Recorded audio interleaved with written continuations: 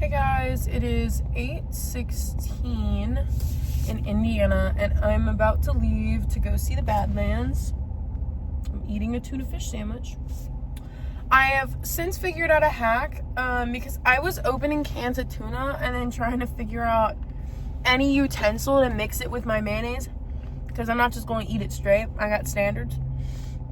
And I was at a Love's and they just have spoons out, so I just grabbed a handful of them. Now I got a bunch of spoons, see? So hack, if you are eating tuna fish sandwiches, and you need spoons, go to a gas station and grab a handful of them. I know it doesn't give breakfast food, but it's okay, because this is the food I have. But I am going to be driving to the Badlands, especially since now I have my, my access pass for my ADHD. I'm pretty excited. I'm going to spend a day or two there.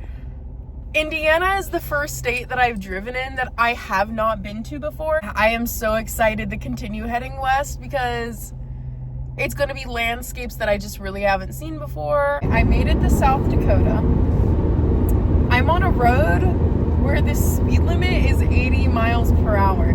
That is so foreign to me. Like, I don't think any state on the East Coast has speed limits that high. Pretty much every state, if you go 80 or over, that's reckless and negligent. But in South Dakota, that's the speed limit. And it's obvious that I have left the eastern woodlands at this point. Like, it is plains and it is these like really pretty rolling hills.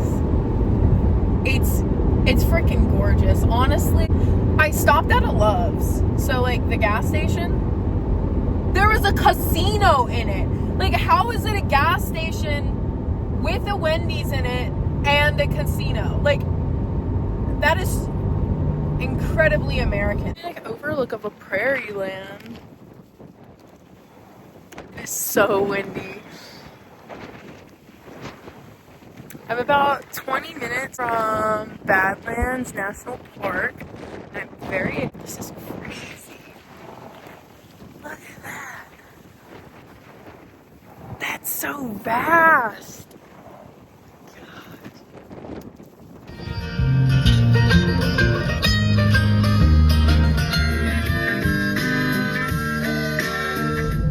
Holy cow. Oh my goodness.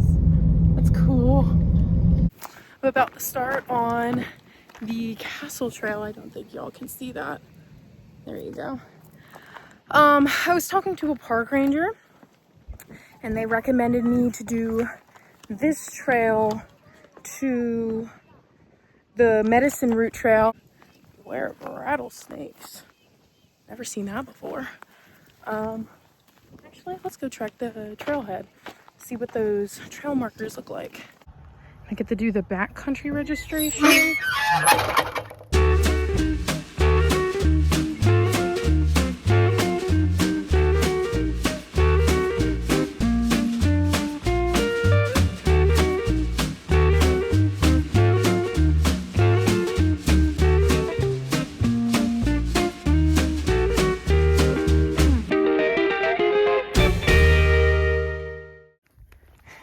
Your mom. Has one big hole though, I'll be honest. That's a pretty big hole. I wonder what lives down there. Ooh. Shout out to Kelly and Trevor. You guys rock.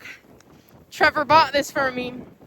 But I'm about a mile in. And where is the next trail marker? Oh, there it is. I'm about a mile in. And I'll be honest, it sucks there's no shade. So I found some shade. I'm just gonna chill out here, drink some water, kind of regain my composure. The trails are not difficult. The council portion of the trail that I did, I'll put my sunglasses back on because it is bright outside. The council portion of the trail that I did was pretty easy. That's where you see all those like chimney rock formations, super beautiful. That was pretty easy. Now getting onto the Medicine Herb Trail, I believe that's what portion of the trail I'm on is called. It's not difficult. There's basically like no incline. What makes it so tough is that there's absolutely no shade. This is the first accessible area with shade that I saw, so I'm taking it. While on the trail, I'm trying to remind myself that there's a difference between discomfort and a need for my body, because I keep going through the thought cycles of, I'm dying, I'm basically dying, I'm gonna pass out, stuff like that.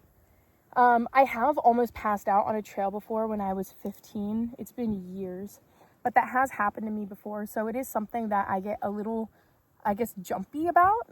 But I'm trying to remind myself that it's like, I've been drinking water pretty consistently. I'm not dehydrated. Just because the corners of my mouth get dry does not mean I'm dehydrated. It just means that, yeah, it's dry outside, so stuff like that is going to happen. My nose is running. I'm fine. So I want to tap a little bit on why I'm doing this, aside from just doing it for fun.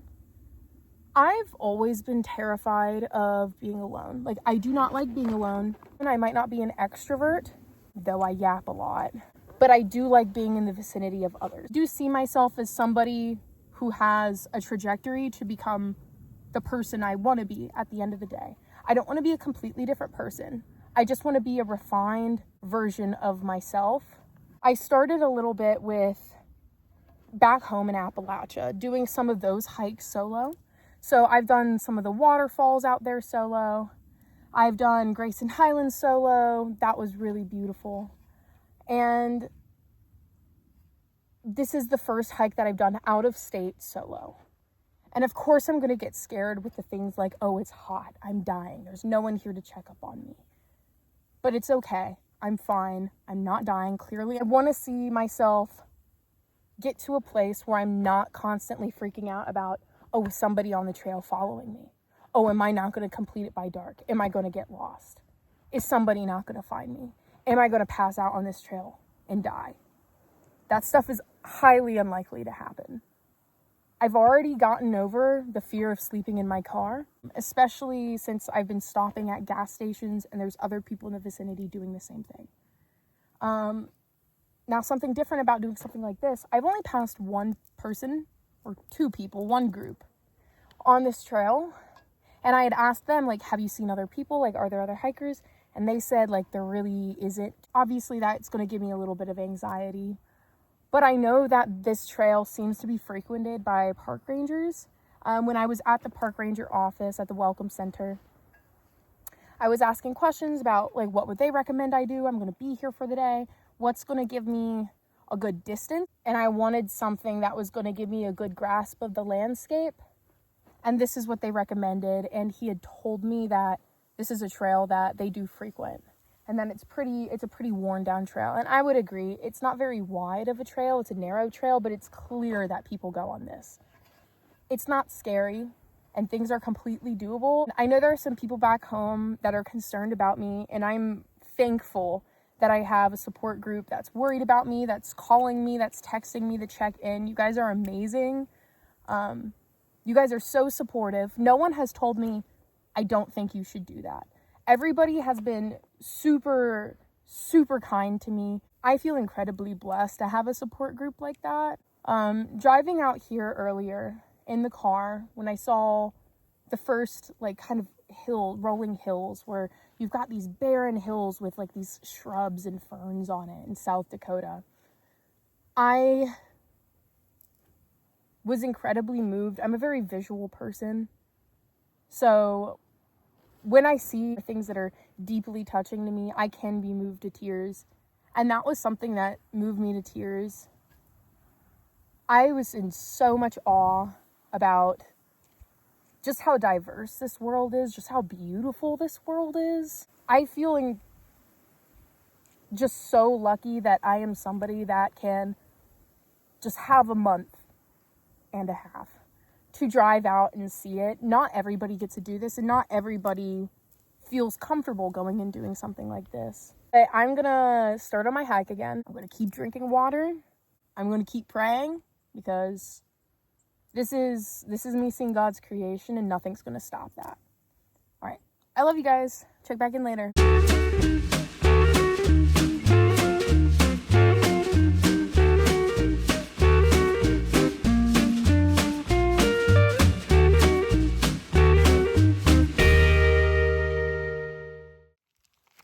I'm currently eating a snack. And the snack is this waffle. This snack is this waffle, egg, sausage, egg, and cheese sandwich that I got from Love's this morning because I've been eating tuna cans and spicy chips, like tuna fish sandwich and spicy chips for the past couple days, like exclusively. I had to scratch my nose, sorry. So I figured I'd give myself a treat this morning and let me get something. So much more flavor, but I love tuna fish sandwiches, so I haven't been complaining about that. I got about 2 more miles left. I don't have a hat or anything, and like I understand that's kind of stupid of me, so I'm gonna invest in a hat. I just don't really like wearing them. That's my problem. That sun is cruel. But yeah, like I'm not, every time I get in the shade, like I'm not physically tired. Like again, like this hike is pretty easy. It's really just the sun. But check in when I'm finished.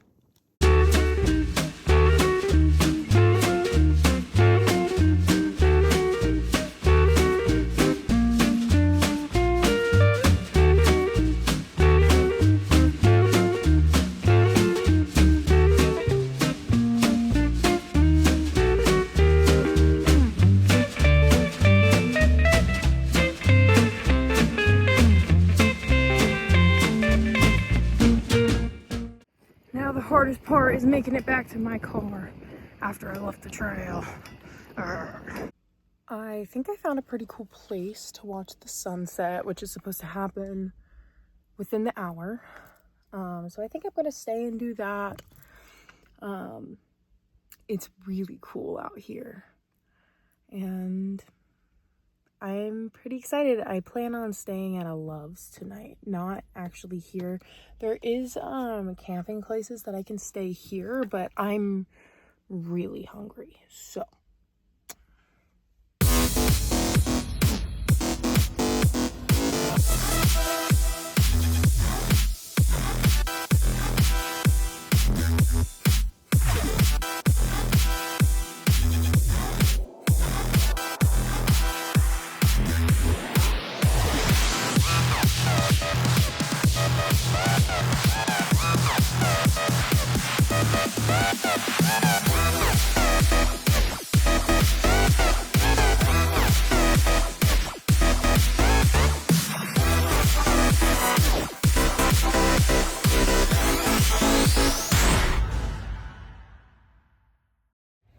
I found something pretty cool. You guys want to see? Oh, where is it? Can you see him? Oh, you can. This is nice. Whoa, look at that craftsmanship. Whoa. All the normal people are over there. But I found this nice little private lookout. I found it because it's, there was a trail. There's like about a 0.7 mile trail around there. You can go upstairs, walk up there. I'm going to do that. I'm about to start that. But I found this trail shooting off of it that came here, and there's literally nobody here. Everybody else is over there. I just, like, this is one of the things that it's like, it's so random that they did this. This is a feat. Like, this is an artistic feat. This is cool. I'm about to start the hike where I'll be able to see the sculptor's studio. So I totally forgot to check back in. I did the like 500 step little hike thing that they have at Mount Rushmore. Honestly, it was pretty cool. I got to talk to some cool people that were there. I feel like Mount Rushmore definitely has the most chatty crowd over any of the other places that I've been to, which I actually kind of like. I met one guy who, he looked like maybe he was in his 60s, who was telling me about how he's trying to hike all the peaks in Colorado, like the high peaks. Apparently there's like 50 something of them, and he's done 30 of them. My goal is just to go to all the national parks one day. I feel like Mount Rushmore, that's all there is to do. Like, I went inside the sculptor's studio, And that was a little cool. Like, I learned some things. Like, they only paid them 67 cents an hour when they were building it, like the artisans, which I'm sure by today's monetary, like, standards, like, that would probably, I'm assuming, be around what today's minimum wage would be. I'm guessing. It might even be a little more. I might be wrong on that. I am glad I came. If it was a super far drive out of my way, I probably would not have come. And I don't, to be honest, I don't think it's one of those things that you should drive hours for, but for me, it was only 40 minutes. And I'm glad I was able to come. I feel like it's been the most, like, American, like, patriot vibe out of all the places I've been. Everything felt very American. Like, I don't know how else to put that. Like, RVs everywhere. It's also the place that I've heard the most Southern accents, which is interesting. Like, I was like, wow, it just feels like home here. Like, wow, it just feels like I'm back home. Now, I don't know where I'm gonna go. I need to stop by Walmart to get a hat. I realized yesterday when I was hiking that, yeah, my head is absorbing too much heat, and heat stroke is not fun. So I need to get a hat. I'm trying A&W for the first time, like the restaurant. This is massive. But, like, I get my drink, it's only this big, so I was like, oh, it'll be little. The french fries are good, though. Like, the french fries are normal size. Burger's so big. Let's try it. I got the, like, spicy big pop-up burger. Oh my gosh.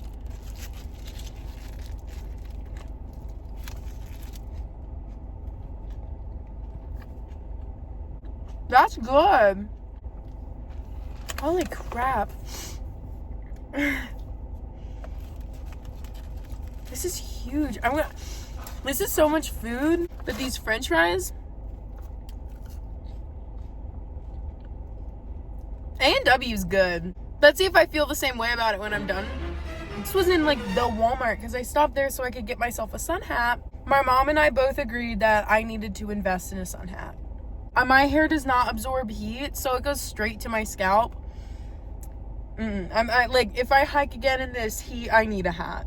But I just saw this and I was like, oh, I'll just impulsively get it because I've never tried it. My fat ass ate the whole thing.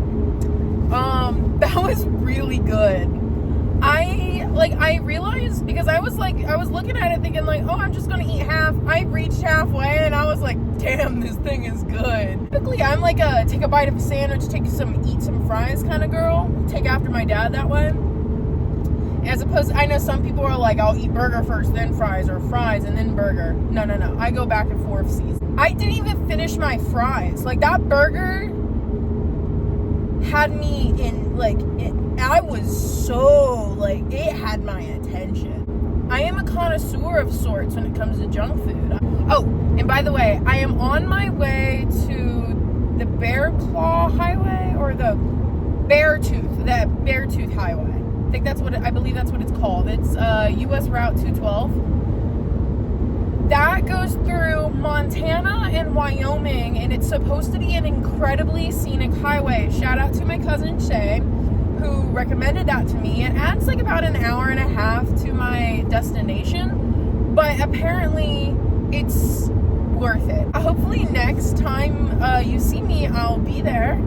I'm not gonna lie, you guys, the A&W burger saga continues. I am in the middle of South Dakota, and all of a sudden I started feeling it in my tummy. It was bad. It was so bad. My stomach hurt so bad, and I was freaked out because I was like, I need a gas station, and there's not like gas stations anywhere. And I was like, my tummy hurts so bad.